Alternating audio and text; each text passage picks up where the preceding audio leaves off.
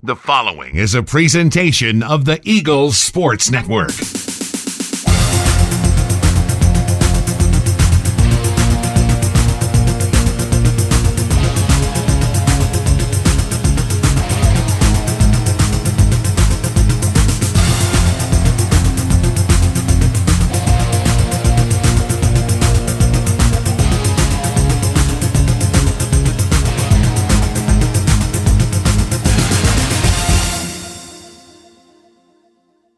Hello and welcome in to Week 11 of the Mike Clowney Show as Carson-Newman closes the regular season in rollicking fashion with a 61-23 win over the Catawba Indians. Hello everyone, I'm the voice of the Eagles, Adam Cavalier, alongside Carson-Newman head football coach Mike Clowney. Carson-Newman falls behind by 13 early, but it's not how you start, it's how you finish.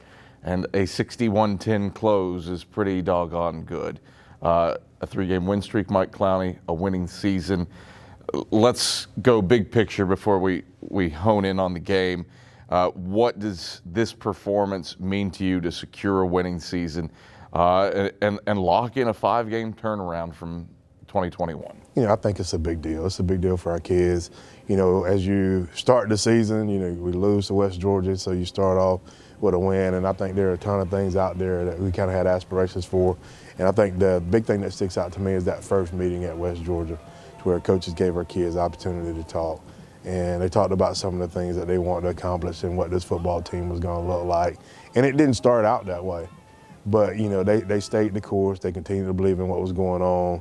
And even when, we kind of had our back against the wall, to be able to come fight back, to have a winning season, I think it's a testament to this football team. With maybe the exception being the loss to Mars Hill, this was a team that steadily got better week after week after week. In these final 3 weeks, offense complementing defense, complementing special teams, complementing offense. How much of that is a mark of your players' diligence to improve throughout the year? How much of that is a mark of your coaching staff's capabilities and abilities throughout this year? I think there's a fair balance of both. Our number one, verbal goal all year that we talked about was get better every day. And, the thing that you're able to see is you're kind of able to see that happens on the field. And it starts with the coaches. The coaches have to continue to work, to put plans together, to continue to develop and grow guys from a fundamental standpoint. And then the guys have to buy in. They have to believe in what we're doing, even sometimes when you can't see the results. And so just a testament to both of them working together to get this thing done. It was a game against Catawba where you fall behind by 13 in the span of 72 seconds. And even if you go back 6 weeks, that's something that undid you at Tusculum in what became a turnover fest. Didn't let that affect you. Steadily punched. And when you delivered the death knell, good night, it happened in a hurry. What did you see from your team showing resiliency to turn it around after Catawba cut down the field pretty well, recovers an onside kick, gets a 24-yard field, sticks it in? I thought they did a good thing with a couple things early. I think talent-wise, they're a good football team. They've got a couple guys that can run, that can score from a long ways out, because of speed. And so, they go down, they put a drive together, and they score, and then they kick the ball to us, and we botched the kickoff return and give them a short field and still give up a big play, within that series. But, I think it's one of those things where, as long as we don't allow it to unglue us, yes, we just gave up 2 real quick scores, but there's still a lot of football to play. That's what we talked about last week when we were winning against Wise. There's a lot of football to play, and that works both ways. It works when you're ahead. It works when you're behind. The thing we have to do is go back, focus, and use our time the right way. Carson-Newman gets the job done over Catawba in the regular season finale by a final score of 61-23. We break down the first half when we get back after this on the Mike Clowney Show. Sure, we've been around a while, 171 years to be exact, founded on the banks of a creek. This creek, Mossy Creek. We know the power of a liberal arts-based Christian education and the tremendous potential of what can be found on this campus, within this community. We are found here and here and here and here and also here in the classroom, on the field. We are adventurers, dreamers, believers. passionate and compassionate, curious and clever, driven by a common purpose towards a common goal. We are. We are. We are. We are. We are family on a journey of discovery. I found my passion. I found my calling. I found family. I found a way to lead. I found a place to call my own. I found purpose. There's something for everyone. We are. We are. We are Carson-Newman. What will you find?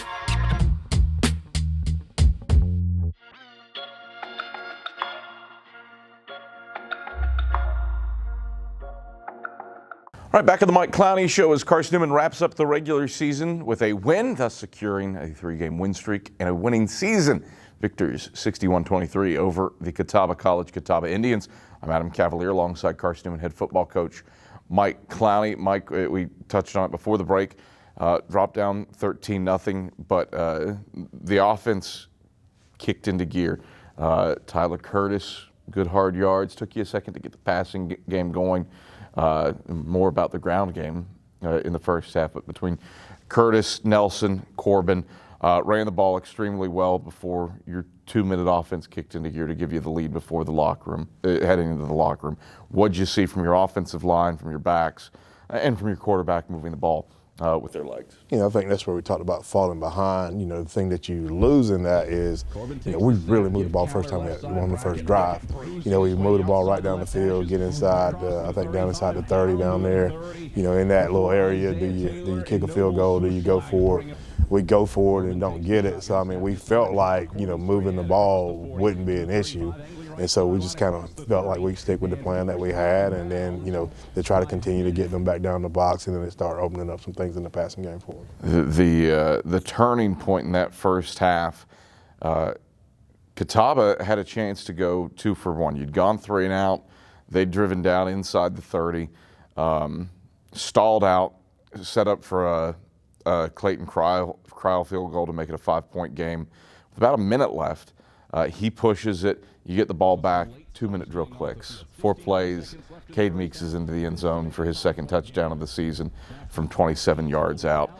That game had been teetering, but after that moment, it was all Carson-Newman. What'd you see from your team in that sequence to one, bow up, but then go deliver a firm little haymaker there before the halftime horn? Yep, I think, coming out the first down play, I thought was really big. The long pass to Braxton, now it puts the ball back down past midfield. You don't have your back against the wall. You're not as worried about giving them the ball back with time left with a short field. And so it opened up what we're able to do and call offensively. And then, just a great throw from Ivan to Cade in the corner of the end zone. Back shoulder to Cade Meeks seems to be a pretty popular toss for that guy. His development, this is his first year really playing college football. What have you seen from his growth to complement a guy who you hope to see on Sundays in Braxton Westfield? The thing I think even in the recruiting process is you saw at Cade is like you get a guy that's a competitor. He's a super competitive guy, was a great wrestler in high school. Something I just love because, normally they have a lot of stuff to them. I was one of those guys, so you kind of know what they go through. And just to get one of those guys out on the perimeter, he'll block, he'll play hard. One day I think he'll be a great leader for us. Carson-Newman led at the halftime break 21-16 over Catawba, and here are those first half highlights. And the Indians in the red zone with 1st and 10 from the Eagle 15, trying to score first. Jacobs out of the gun, back to pass, throws to the right side. That is complete to Marquise Williams, and Williams at the goal line spins in, touchdown Catawba. 5:20 to play first quarter. Catawba in danger of going up by 2 scores. 1st and goal from the 1. Williams, the only guy in the backfield, bunch set to the right. Pryor in motion. Take the snap. Williams fakes to him, keeps it left side. Williams spun around, and he spins in. Touchdown, Catawba. Marquise Williams on the Wildcat snap. What you're going to do here. You can't go to the normal run stuff that you've been doing to get the ball down the field. 3rd and 7 for the Eagles. The give is straight ahead to Curtis. Curtis bursts across the 5 and sidesteps into the end zone. Touchdown, Carson-Newman. Tyler Curtis, good hard running. strikes for 6 from 11 yards out, and the Eagles carve the deficit in half. 13-6, Catawba leading with 85 seconds left in the first quarter. Curtis to the Catawba 48-yard line. Eagles trail 13-7 with 10:50 to play. In the second quarter, trips go to the short side left. Corbin out of the gun with Curtis to his left. Play fake to Curtis. Corbin 3-step drop. Can air it long along the left sideline. Has a man. It's Meeks. He grabs it at the 10 and falls down at the 8. Cade Meeks. And you get the first down. First and goal from the 3 now with half the distance to the goal. Eagles looking for the lead with 10:06 to play in the second quarter.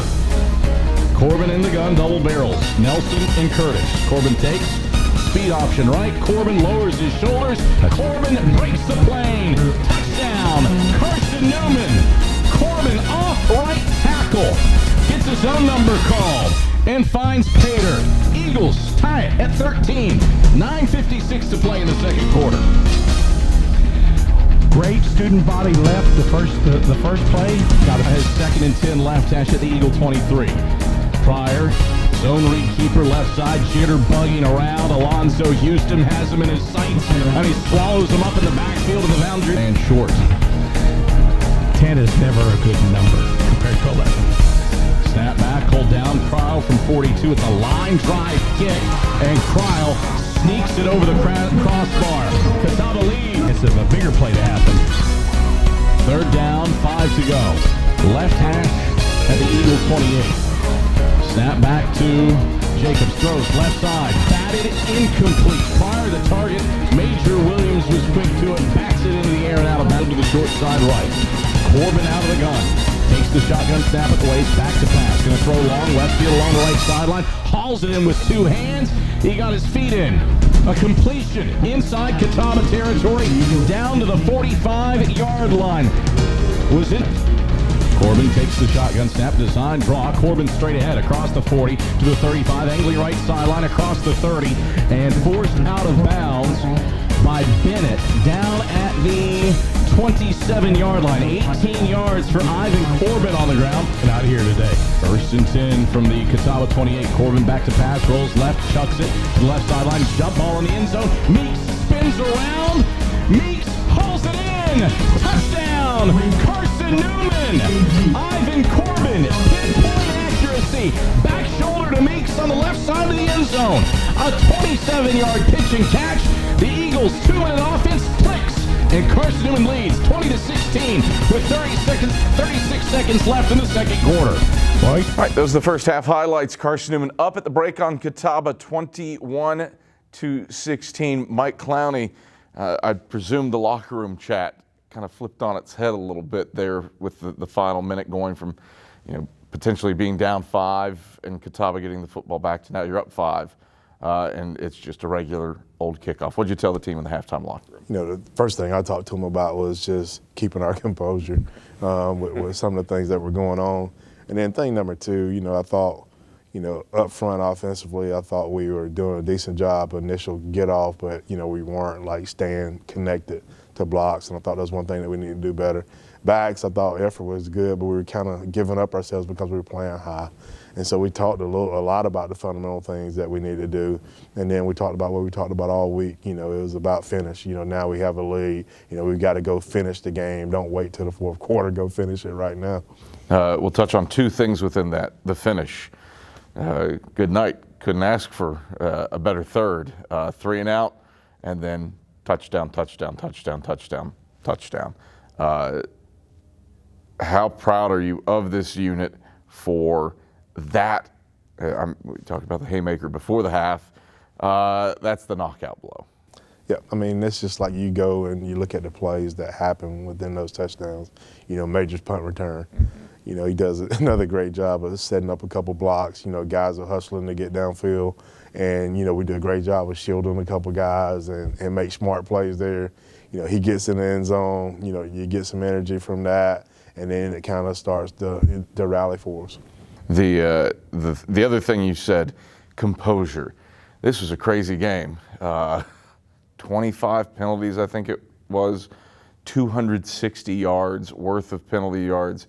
Catawba was whistled, I believe, of their 13. 11 were dead ball, personal foul calls. It was a chippy game, definitely the chippiest game that Carson-Newman has been in this season, and it was a game where there were some moments, but what did you see from your team handling something that you really hadn't had to contend with all season? I mean, it was one of those things. It's just, I think there's a two-way thing in there. There's some things, honestly, I mean, if I'm being honest, that got frustrated with our guys. Like you just don't want to respond in a way that's productive for the other team. And so I think once our guys kind of got our composure, I thought we were able to kind of, in that third quarter especially, start seeing how those penalties affect the game. I know there's a drive or two, though I think they gave up maybe 45 yards within one series, and now we were down here backed up, and now we short field going in, and it really affects the game. And so I think, we have to be smart.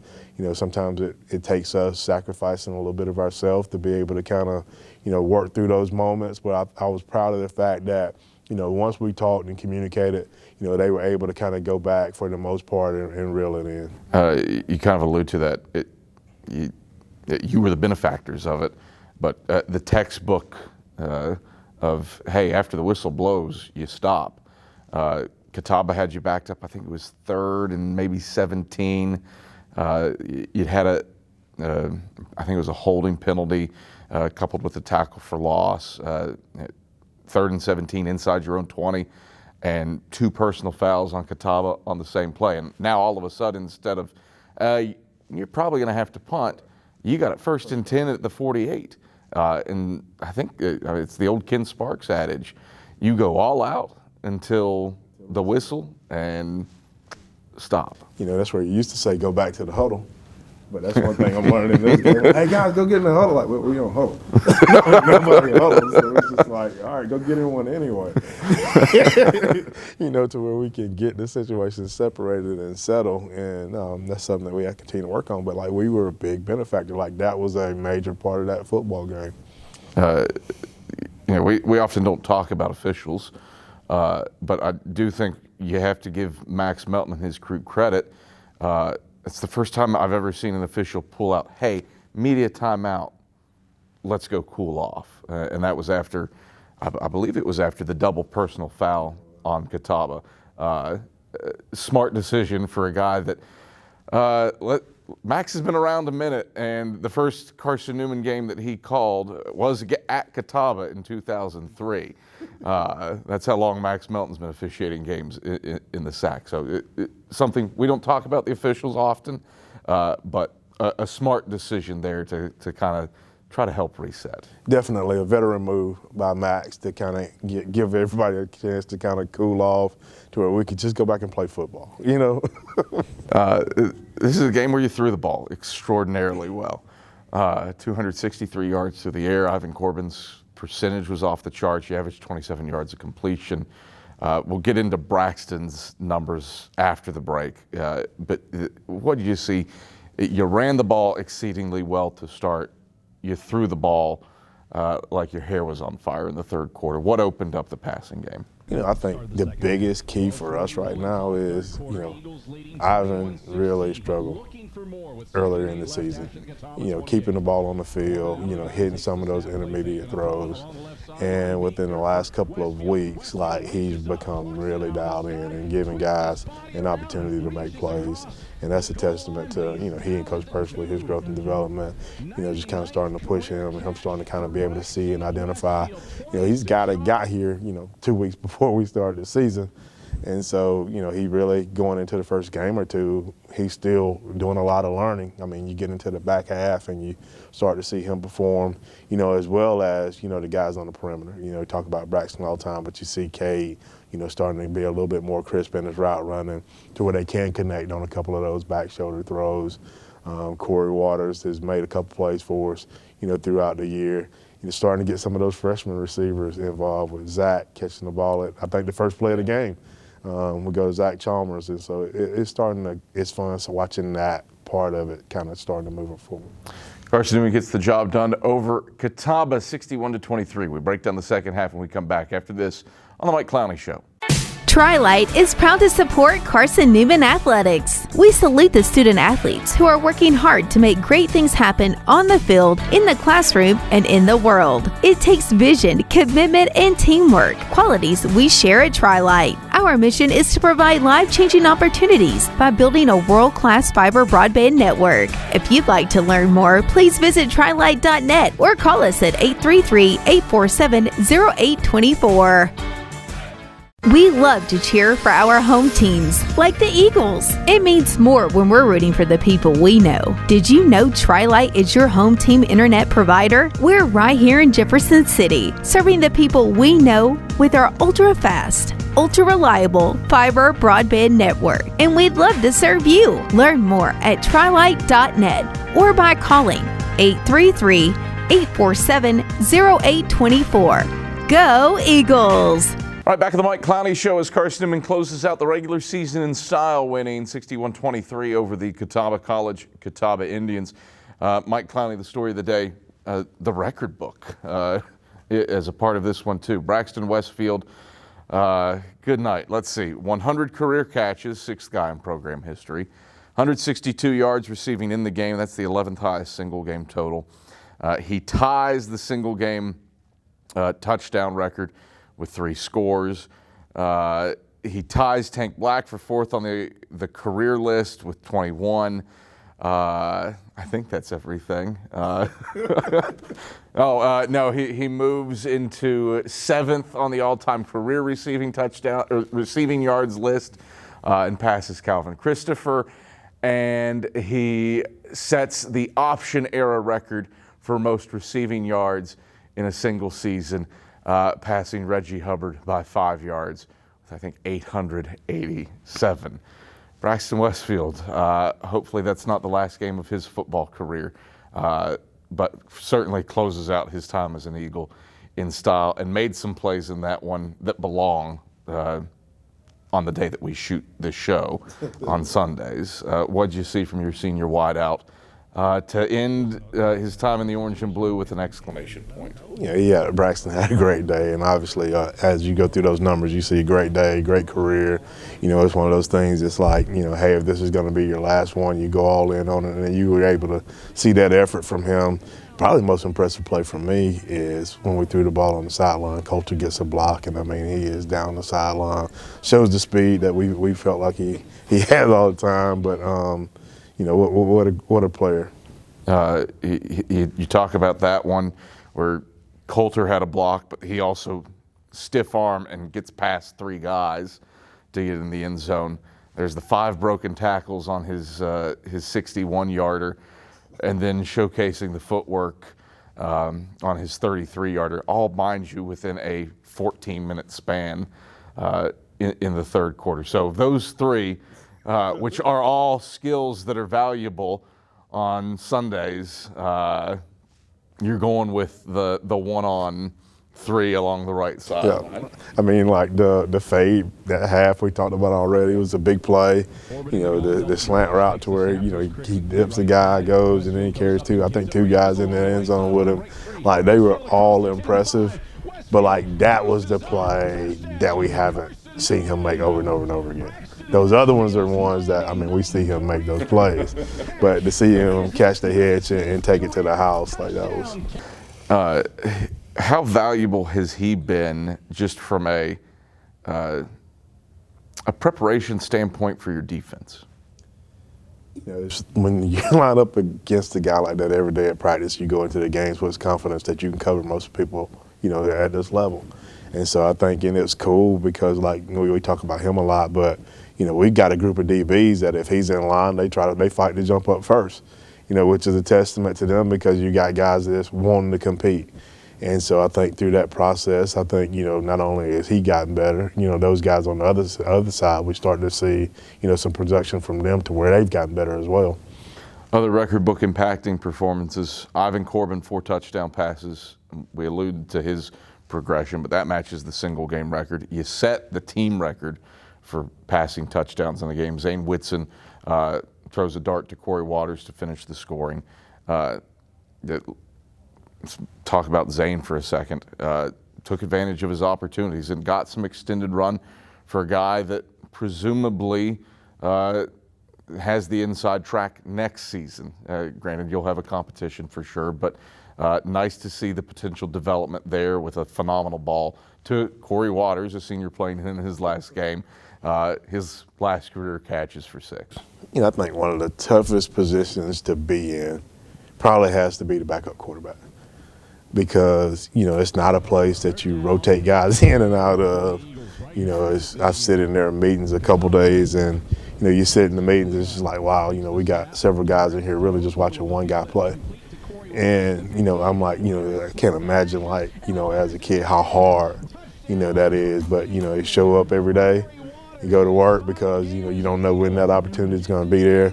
You look for opportunities within games to get guys in. That's where we're hoping we were able to get them some burn last week, you know, be able to, you know, get him in the game this week. Don't really want to call a pass in that situation, but when the opportunity presents itself, he cashes it in. The final nugget is Major Williams, first guy in program history with 100 yards worth of punt returns in a single game. He sets that school record with 111, 86-yard return. You kind of touched on it a little while ago, but that's the 4th longest punt return in school history.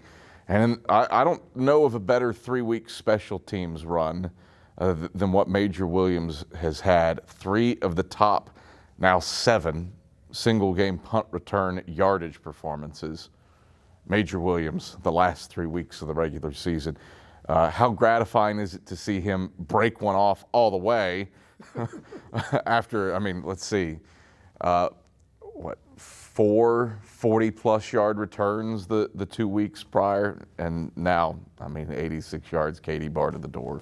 You know, that's where once you see, I mean, he catches the ball, and there's a guy on his outside shoulder, you know, and he's able to get the guy's hands off, and then he kind of catches the sideline. You start to see the block set up, but the thing I didn't know if he had a space on the sideline to be able to get the ball down the sideline. And after that, I lost it because Coach Goff went running down, so I had to get out of his way.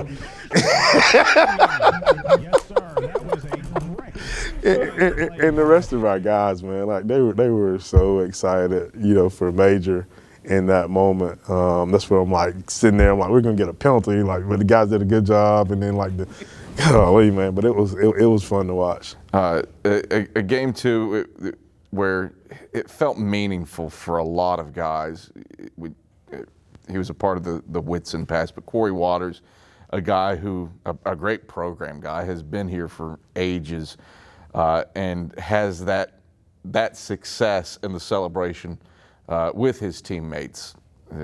His final offensive snap really is a touchdown, and that's a memory maker. It is. I mean, it's just like you come here, you want to catch 10 of those your first year, but to be able to hang in and catch one on the last play of your senior year, you know, that's, you know, I hope we got a picture of it for Corey to put on his wall, because, I mean, you talk about a story of perseverance. And he's a kid that he suffered a lot since he's been here. There's a lot that's going on with his family. And he's chose to kind of stay here and even play this extra year, and has been productive for us all year, and he finally gets into the end zone. But I think the coolest thing was realizing the impact that he has on the other players on the team. You know, he and Alonzo play high school ball together, and we do our senior speeches, and just something that Alonzo shared, you know, about, you know, part of his struggle. I mean, and this is hard. College football is hard. And it's supposed to be, because it's developing you and growing you for life. And just, you know, listen to Alonzo talking about Corey and an incident, keeping him accountable to where he can grow and develop as a player. And like that's what this whole thing's about, you know, is us kind of pushing and growing one another, and just hearing our guys on the sideline be that excited, enthusiastic about Corey scoring a touchdown. I didn't realize he hadn't scored one, you know, but they knew, and they knew, and they were fired up about it. And so, like, I mean, it's just, it's good to see them when those relationships are clicking like that. Carson-Newman prevails over Catawba 61-23, and here are the second half highlights. And Parker to his right, Pryor in motion to the right. Snap back, handoff Parker, right side, picks his way around right tackle, but he won't get away from Jakul left hash. I think it's about a 33 now. Corbin in the gun, double barrels. Takes the snap, goes quickly right side. Westfield goes up and gets it. Races along the right sideline and breaks free. Westfield across the 10 and 5. Westfield deuces up. Touchdown, Carson-Newman. Braxton Westfield's 99th career catch is his 19th career touchdown catch. 33 yards to Westfield, and the Eagles lead 27-16. 12-16 to play in the third quarter. Great play by Braxton. Just after he caught it, smelled the end zone, ran to the end zone, and just went and got there. And they were able fighting them off here for a few more series. Catawba's 1 for 7 on third downs. This is third and a yard, right hash from the Indian zone 46. Jacobs out of the gun, gives right side. Williams, nowhere to run, nowhere to hide. Edwards Reed, Caleb Goins run the alleyway. And 20 to field it. Drew Morrison nearly got a piece of the punt, but Crowd gets it off. Williams fields at the 15. Williams shakes through an arm tackle at the 16, heads right to the sideline across the 35 and 40. Williams cuts back across the 40, inside the 30. Williams to the 20 and 10. No one will touch Major Williams. Touchdown, Carson-Newman.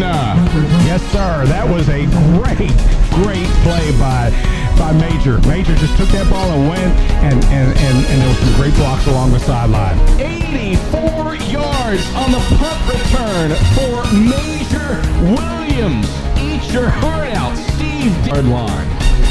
Wildcat for Parker. Takes the snap, design, straight ahead. Parker stood up, smash, stop. Eagles hold tight on third downs. Jake Cottle, Caleb Goins, the first guys. And play was split back from the pistol look. 7:15 to go. Third quarter, 35-16, Eagles leading. Corbin out of the gun, play fake, gonna throw, slant, Westfield, completed the 45. Westfield is stiff arm inside the 25.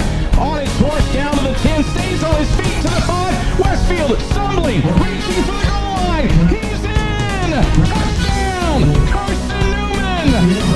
Oh boy! Braxton Westfield! 100th career catch! 61 yards for a score! A flag after the fact! Takes the snap. Pressured from behind by Goins. Spins away from that. Gets away from David Alexander. Still loose.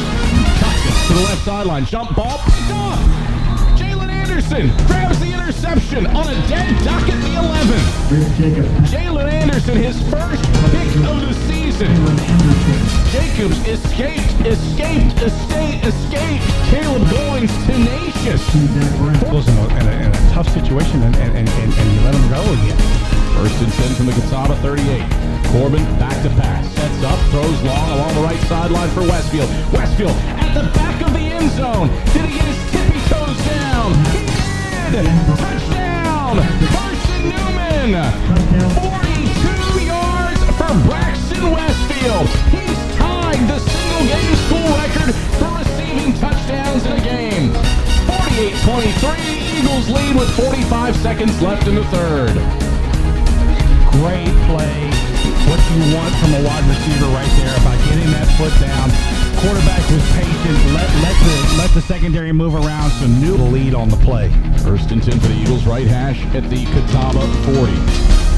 Talk about moving the tight end around. Abner's in the slot to the wide side left. Split that way with Chalmers. Meeks to the short side right. Double barrels in the gun for Corbin. Takes the snap. Hands off. Straight ahead. Tyler Curtis. Curtis clear sailing across the 20 and 15. Stays on his feet to the 10 and stumbles to the house. Touchdown! Carson-Newman! 40 yards for Tyler Curtis. And the Eagles have put a 50 burger on the Indians. 54-23, Carson-Newman with 12:37 to play in the fourth. Go 0. Third down, 18 to go for the Eagles. Right hash at the Catawba 27. Whitson from the gun. Takes the snap, turns, throws, middle of the field. It's complete to Corey Waters at the 15. Waters splits the hashes, and Waters is in. Touchdown, Carson-Newman. Corey Waters in his final game as an Eagle gets into the end zone from 27 yards out, and the Eagles are up 6 23 with 4:33 to play in the fourth. All right, those are the second half highlights from Carson-Newman's win in the regular season finale over Catawba, 61-23. One final talent talk when we get back after this on the Mike Clowney Show.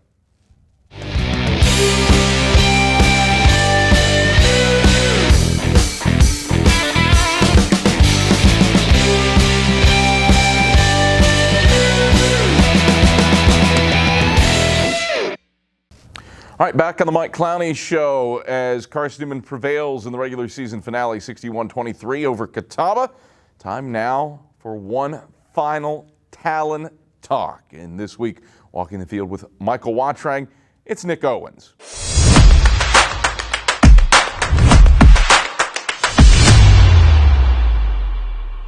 Hi again, everybody, and welcome into the latest edition of Talent Talk. We're joined by Nick Owens for this episode. Jeff Goat takes the snap. Oh, he had nobody to hand it off to. And the Eagles storm through. Nick Owens. Nick, let's go ahead and start on our trot. You're from Newmarket, Alabama. How would you describe your hometown? It's about like Jefferson City. It's a little smaller. There's not as many, things to do, but we're really close to Huntsville, Alabama, so it's easy to get out and do stuff for sure. What other sports did you play growing up? I played, when I was younger, I played everything from t-ball, basketball. I wrestled up until about middle school, and since middle school, I've just been going football. And I threw a little shot put and discus in high school. That's about it. How did you come to a decision to come to Carson-Newman? Honestly, Carson-Newman was the only place that offered me any money to play some football, so I figured I had to come here.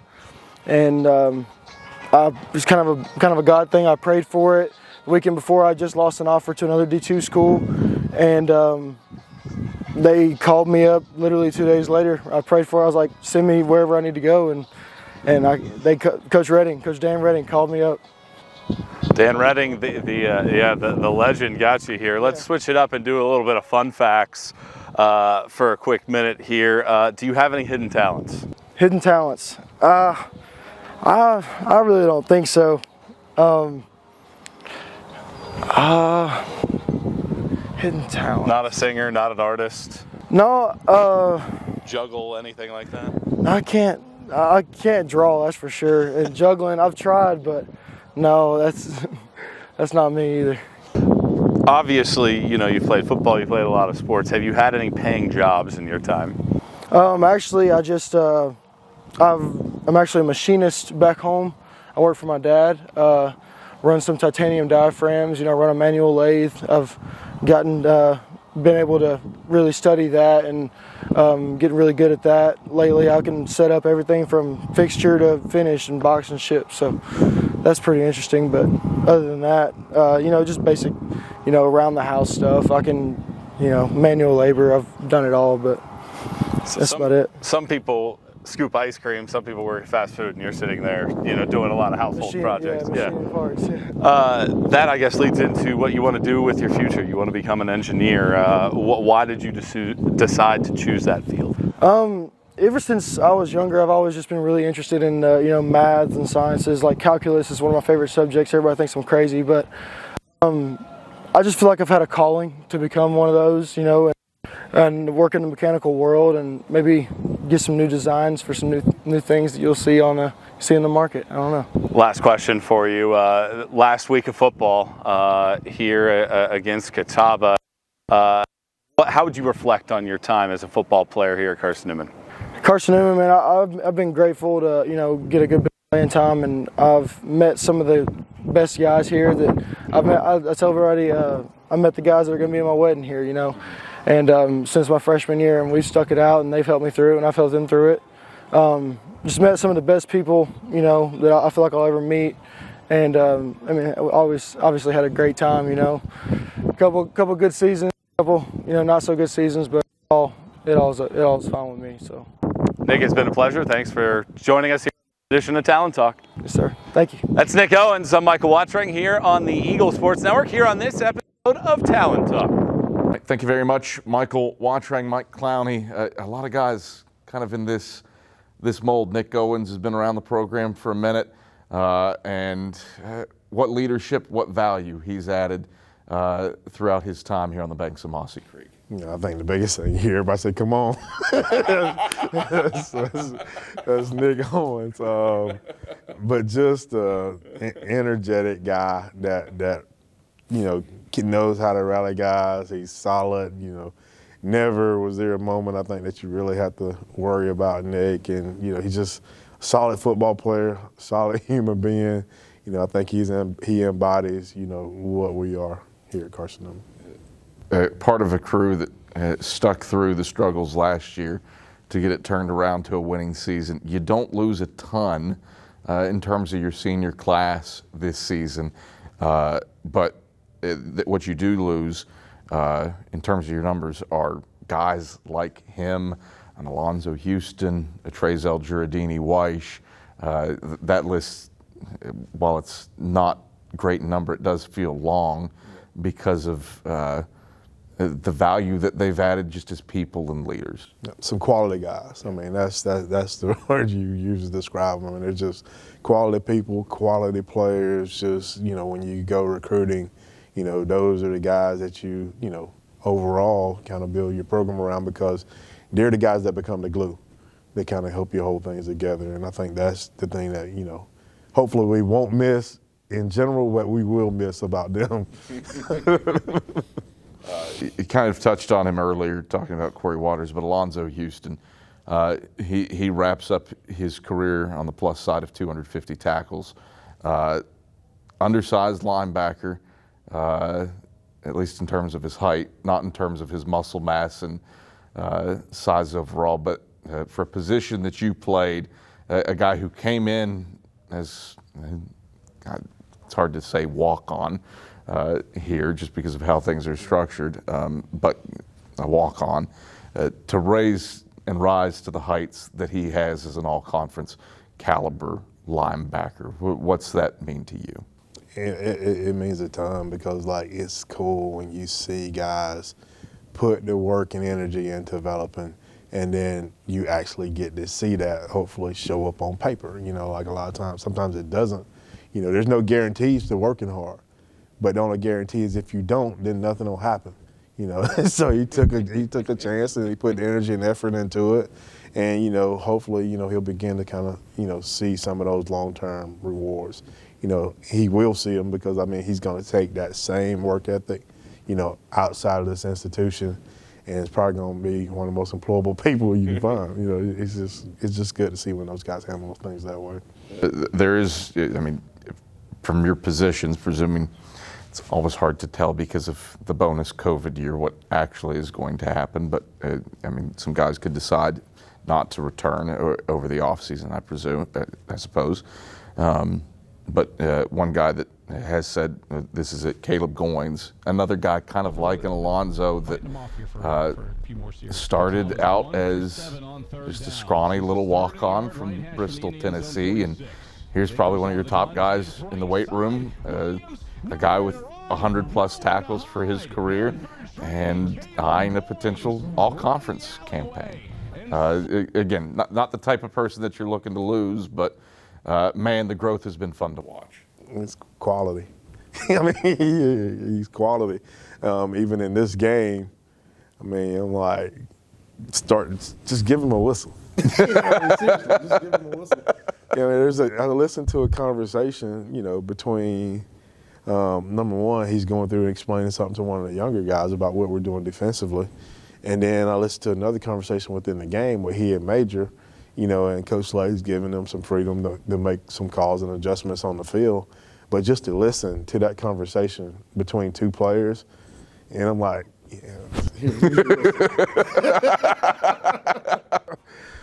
phenomenal. It's just and the same thing, just to hear his story out here. When he talked to the guys about, not playing and, guys coming in and being put in front of him, and, him going to talk to a coach about, hey, I need to learn the defense. I need to learn what to do. And all of a sudden he learned what to do, and then he figured out, he could go to another coach and figure out how to do it. And just to kind of see, you got it. You just can't get him off the field because he does everything the right way. All right. 5-win improvement, third greatest win turnaround in school history. Put a bow on a 3-game win streak and securing a winning season, especially with the considerations for where you were a year ago? It's a testament to our players and coaches. I mean, I think they both have done a great job of coming in here every day and doing the one thing that we ask them to do is try to get better. And so I think that's, you know, at the end of the season, you get to see the results of us working to get better, you know, every single day. Mike Clowney, blast all year long. Thanks for stopping by. Thank you. It's Carson-Newman head football coach Mike Clowney. I'm the voice of the Eagles, Adam Cavalier. This has been the Mike Clowney Show. Thanks for joining us all year long.